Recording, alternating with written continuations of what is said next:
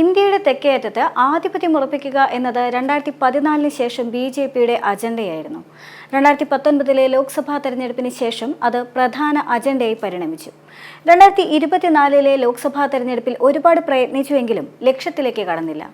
കേരളം, തമിഴ്നാട്, തെലങ്കാന, ആന്ധ്രാപ്രദേശ് എന്നീ സംസ്ഥാനങ്ങളിൽ വലിയ ബഹളമൊന്നും തീർക്കാതെ പാർട്ടിക്ക് ഒതുങ്ങിക്കൂടേണ്ടി വന്നു. എന്നാൽ ലോക്സഭാ തെരഞ്ഞെടുപ്പിൽ നടക്കാതിരുന്ന ആ ആഗ്രഹം നിയമസഭാ തെരഞ്ഞെടുപ്പിലൂടെ നടത്തിയെടുക്കുകയാണ് BJP.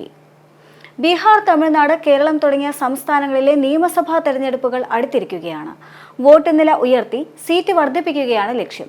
കേരളത്തിൽ ക്രൈസ്തവ സഖ്യത്തിനായുള്ള നീക്കങ്ങൾ നടക്കുമ്പോൾ തമിഴ്നാട്ടിൽ അടവുകളും നയങ്ങളും തീർത്തും വ്യത്യസ്തമാണ്. എന്നാൽ തമിഴ്നാട് രാഷ്ട്രീയത്തിൽ BJP കച്ചകെട്ടി കളത്തിലിറങ്ങുമ്പോൾ ചില പ്രധാന നേതാക്കൾ കളത്തിന് പുറത്തോട്ട് പോവുകയുമാണ്. പ്രധാന ലക്ഷ്യം അണ്ണാ-DMK BJP സഖ്യം വീണ്ടും ഊട്ടിയുറപ്പിക്കുകയാണ്. പുതിയ നീക്കവുമായി BJP കേന്ദ്ര നേതൃത്വം തമിഴ്നാട് സംസ്ഥാന അധ്യക്ഷൻ K. അണ്ണാമലയെ നീക്കുമെന്നതാണ് വിവരം. AIADMKയും BJPയും വീണ്ടും കൈകോർക്കാനുള്ള ചർച്ചകൾ വേഗത്തിലായ സാഹചര്യത്തിലാണ് ഈ സംഭവം. സഖ്യം പുനഃസ്ഥാപിക്കുന്നതിന്റെ ഭാഗമായിട്ടാണ് അണ്ണാമലയെ മാറ്റുന്നതെന്ന് BJP വൃത്തങ്ങൾ ഉദ്ധരിച്ചുകൊണ്ട് ഇന്ത്യൻ എക്സ്പ്രസ് റിപ്പോർട്ട് ചെയ്തിരുന്നു. അണ്ണാമലയെ സംസ്ഥാന പ്രസിഡന്റ് പദവിയിൽ തുടരുന്നതിൽ അണ്ണാ-DMK എതിർപ്പ് പ്രകടിപ്പിക്കുകയും ചെയ്തു. 2023 BJP അണ്ണാ-DMK സഖ്യം തകരാൻ ഇടയാക്കിയത് അണ്ണാമലയാണ് എന്ന വിമർശനവുമുണ്ട്. 2023 അണ്ണാമലയുമായുള്ള അഭിപ്രായ വ്യത്യാസങ്ങളെ തുടർന്നാണ് AIADMK സഖ്യം വിട്ടത്. വീണ്ടും ഇരു കക്ഷികളും ഒന്നിക്കുമ്പോൾ നേതൃത്വത്തിൽ നിന്ന് അണ്ണാമലയെ മാറ്റുകയാണെന്ന വിലയിരുത്തലുമുണ്ട്. അണ്ണാമലയും K. പളനിസ്വാമിയും ശക്തരായ ഗൗണ്ടർ വിഭാഗങ്ങളിൽ നിന്നുള്ളവരാണ്. പളനിസ്വാമിയും അമിത്ഷായും തമ്മിൽ നടന്ന കൂടിക്കാഴ്ചയ്ക്ക് ശേഷം അണ്ണാമലയെ അമിത്ഷായെ ഡൽഹിയിൽ ചെന്ന് കണ്ടിരുന്നു. പാർട്ടിയുടെ തീരുമാനം എന്തായാലും അണ്ണാമലയെ അനുസരിച്ചേക്കും. വിവിധ വിഷയങ്ങളിൽ സജീവമായി ഇടപെട്ടുകൊണ്ട് തമിഴ്നാട് രാഷ്ട്രീയത്തിൽ BJPക്ക് ഒരു മുഖമുണ്ടാക്കാൻ സ്വാധീനിച്ച നേതാവാണ് K. അണ്ണാമലൈ. സംസ്ഥാന പ്രസിഡന്റ് സ്ഥാനത്ത് നിന്ന് മാറ്റിക്കഴിഞ്ഞാലും മറ്റെന്തെങ്കിലും സുപ്രധാന പദവി അണ്ണാമലയ്ക്ക് നൽകിയേക്കും. അണ്ണാമലയ്ക്ക് പകരം BJP MLA നയനാർ നാഗേന്ദ്രയെ പാർട്ടി അധ്യക്ഷനാക്കുമെന്നാണ് നിലവിലെ സൂചനകൾ.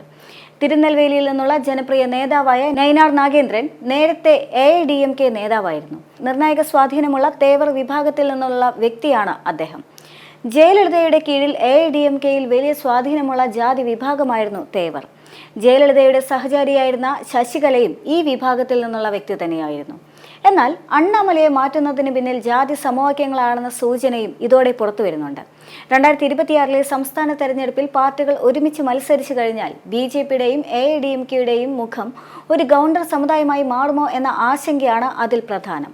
അണ്ണാമലയെ പോലെ AIADMK മേധാവിയായ എടപ്പാടി K. പളനിസ്വാമിയും ശക്തമായ പിന്നോക്ക സമുദായത്തിൽപ്പെട്ടയാൾ തന്നെയാണ്. അതുപോലെ തന്നെ പടിഞ്ഞാറൻ കൊങ്കു മേഖലയിലും ഗൗണ്ടർമാർ ഇവിടെ പ്രബലർ തന്നെയാണ്. അമിത്ഷായും പളനിസ്വാമിയും തമ്മിലുള്ള കൂടിക്കാഴ്ചയ്ക്ക് തൊട്ടു പിന്നാലെ തന്നെ അണ്ണാമലയെ ഇക്കാര്യം അറിയിച്ചതായും BJP വൃത്തങ്ങൾ പറഞ്ഞിരുന്നു. രാഷ്ട്രീയ വിജയമല്ല എങ്കിൽ പോലും തമിഴ്നാട്ടിൽ BJPക്ക് ഒരു വ്യക്തത നേടിക്കൊടുത്ത ചെറുപ്പക്കാരനായ അണ്ണാമലയോട് ഡൽഹി അദ്ദേഹത്തിന് ശോഭനമായ ഒരു ഭാവി കാണുന്നു എന്ന് വ്യക്തമാക്കുകയും ചെയ്തിരുന്നു. എന്നാൽ അതേസമയം തന്നെ അണ്ണാമലയെ പാർട്ടി പൂർണ്ണമായും വിശ്വസിക്കുകയും പിന്തുടരുകയും ചെയ്യുമെന്ന് പ്രതീക്ഷിക്കുന്നതായി നേതൃത്വം വിശദമാക്കിയിരുന്നു. അണ്ണാമലയുടെ രാജി ഒരു പുനഃക്രമീകരണമായിരിക്കുമെന്നും ഒരു തരം താഴ്ത്തലായി കണക്കാക്കേണ്ടതില്ല എന്നും ഒരു മുതിർന്ന BJP നേതാവും അഭിപ്രായപ്പെട്ടിരുന്നു.